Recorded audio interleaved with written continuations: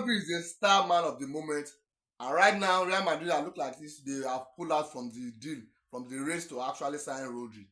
But I think one mistake that Real Madrid is making, that this guy should be one of their most primary targets for so far in this transfer market.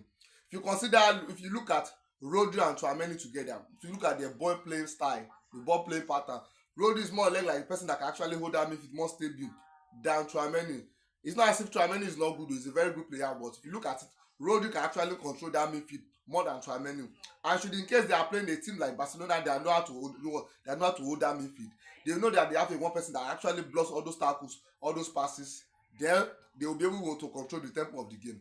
And one thing that Real Madrid is also considered, that the age of this guy, that is now 30 years. Then for you to sign another 30 years into that team, you have to be looking in the next 2-3 years. You have to be looking for another person that you can actually use to replace him, because as at that time you'll be 33, 34 there about, and that is exactly one thing also they are actually considering.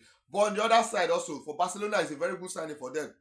If you look at injury to Frederick De Jong, and Rodri is the kind of a person that can actually comes in there and replace Frederick De Jong more perfectly, and it's going to give what Frederick De Jong is even giving before.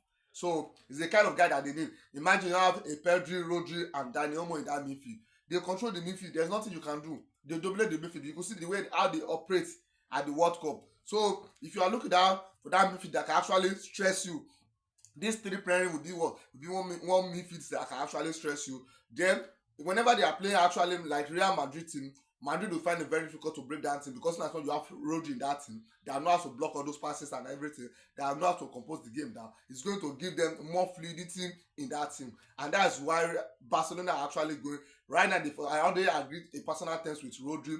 Then the only thing that is left now is now club to club agreement. Right now they will be opening the official bid of £45 million, of which we all know that Man City is going to reject. That is it, but they are still going to increase it like £50 million to make it like 65. Then Man City can actually sell him.